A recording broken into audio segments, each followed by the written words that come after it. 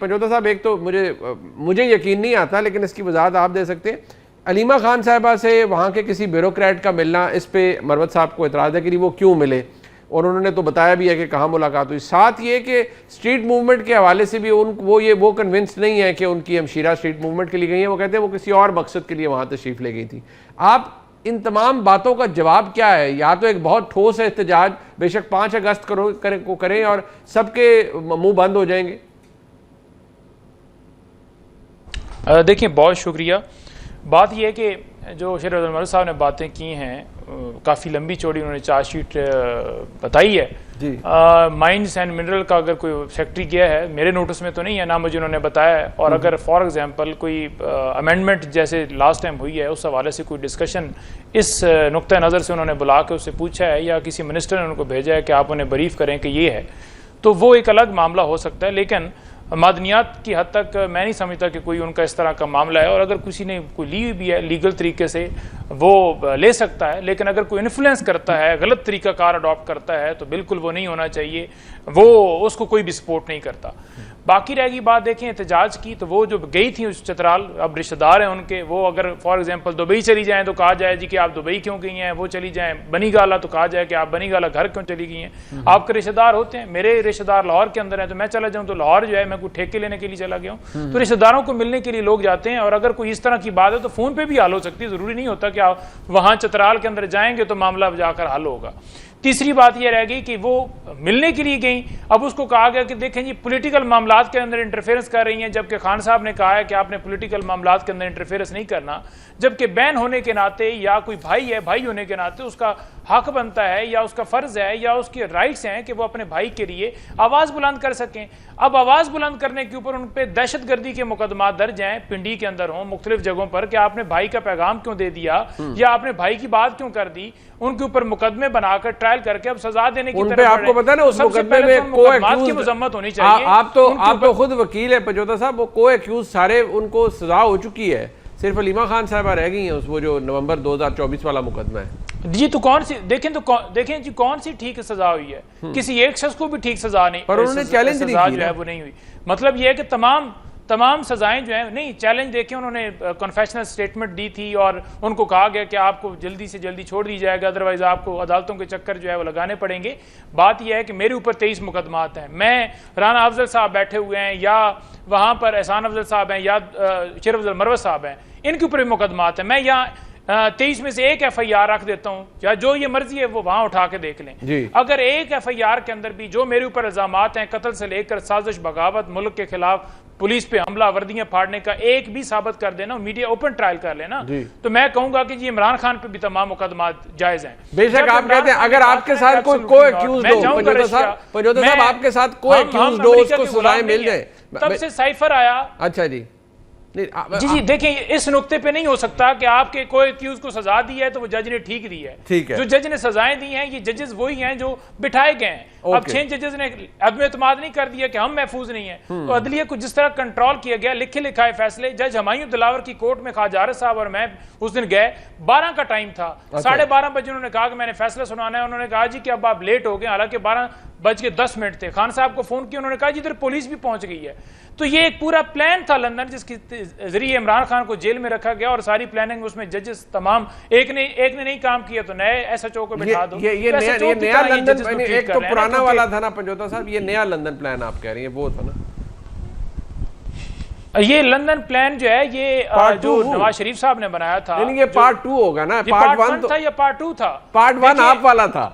नहीं देखें, नहीं पार्ट 1 हमारे वाला होता तो 32 सीटें हमारी कम करके जो है हमें 2014 में था ना बनानी पड़ती, जिसमें हमें और जमातों को साथ लाना पड़ता। बल्कि हमारा जो हुकूमत थी उसको उन्होंने इसलिए जो है वो रखा कि इनकी सीटें ले ली जाएं ताकि कमजोर हुकूमत हो, इनको हटाना आसान हो। बाकी रहेगी बात ये कह रहे हैं जी कि पोजीशन PTI जो है वो रोल नहीं अदा कर पा रही जिस तरह से इनको करना चाहिए।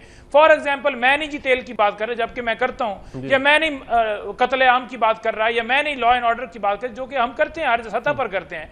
तो भाईजान क्या आपको सर्टिफिकेट मिल गया कि आपने कत्लेआम करना है? क्या आपको सर्टिफिकेट मिल गया? नहीं, मुझे तो ये समझ नहीं आती। आप कहते हैं हमारी सीटें छीनी गई हैं, नहीं, खुदकशी करके गुजरांवाला के अंदर साफ सुथरा पंजाब का वर्कर जो है वो शहीद हो गया, ठीक है, आपको सर्टिफिकेट मिल गया है कि आपने गंदम स्कैंडल करना है, दुबई लिस्ट के अंदर आपके नाम आने हैं और आपने मोहसिन नकवी के खिलाफ कार्रवाई नहीं करनी।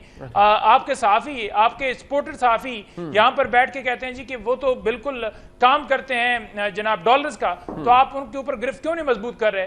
वहां डार का मामला आया, जिस तरह मीडिया को दबाया गया कि आपने बात ही नहीं करनी, जैसे सहाफियों को ऑफर किया गया कि आप बात नहीं कर सकते, तो क्या ऐसे मैशत ठीक हो जाएगी? ठीक है, बिल्कुल ठीक। ये आपने बड़े पॉइंट, 6 महीनों के अंदर ऐसी हमारे पास टीम नहीं भाई, जरा मुझे जवाब लेने देना। आपने भी बड़ी लंबी चार्जशीट दे दी है। आखिरी नुकता जी सर, आखिरी नुकता देखें, किसी भी मुल्क के अंदर 3 चीजें सबसे अहम होती हैं, खुराक यानी रोजगार, तालीम और सेहत। मुझे बताएं इन्होंने पाकिस्तान की आवाम के लिए इन तीनों में क्या दिया? अच्छा चले, राना साहब आप बता दें, आपने इन तीनों, वैसे तो इतनी लंबी चार्जशीट है, मेरे ख्याल में प्रोग्राम 2-3 हो जाएंगे इसके ऊपर, लेकिन आपने कुछ भी नहीं किया। आपने सिर्फ बेड़ा गर्क किया है और नईम पचौता साहब को तंग किया है और कुछ नहीं किया।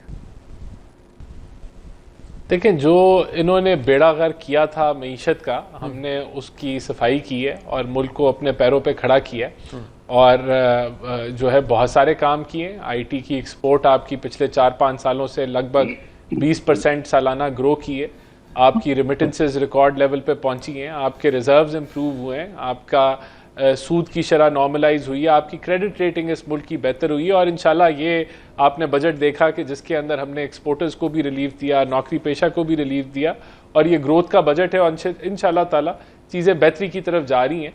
यहाँ देखें, ये जो पीटीआई की जमात है, अब आपने खुद ही वो संगीन इल्ज़ामात सुने कि बहनें भी जो हैं वो ठेके और माइनिंग्स जो हैं वो केपीके से मुस्तफ़ीद हो रही हैं। फिर ये सारा जो अभी पंचोता साहब ने एक बयानिया दिया कि ये इनकी 30-32 सीटें कम कर ली थी, भाई खुदा का खौफ करें।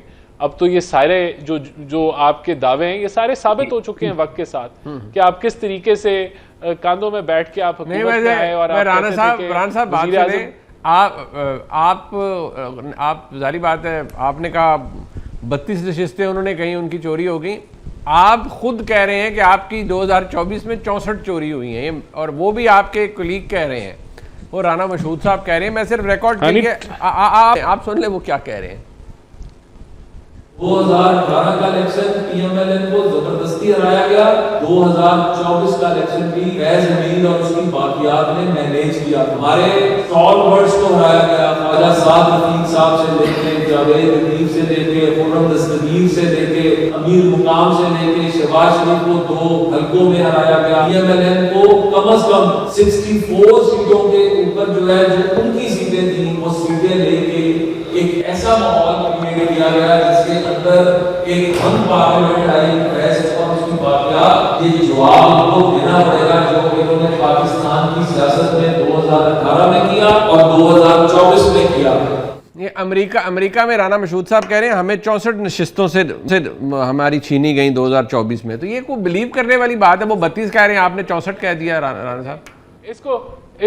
इसको यहाँ सेटल कर लेते हैं, हम इनकी 32 मान लेते हैं, ये हमारी 64 मान लें, तो कहानी को खत्म करते हैं, आगे बढ़ते हैं। देखिए ये नहीं कभी कोई मानेगा। ये दावे तो कभी नहीं खत्म। आप उनकी 32 माने, वो 64 साहब कहते हैं मान जाए। हाँ, तो देखें बात ये है कि ये डिबेट तो कभी नहीं खत्म होगी ना, लेकिन ये हकायक तो सामने हैं जो आगे हैं। तो इनसे कौन सी आप उम्मीदें लेके बैठे हुए हैं कि इन्होंने जो है ऑपोजिशन का रोल अदा करना है या इन्होंने मुल्की लेवल पे कोई रोल अदा करना है? ये तो सारे मुस्तफीद हो रहे हैं खान साहब की जेल से।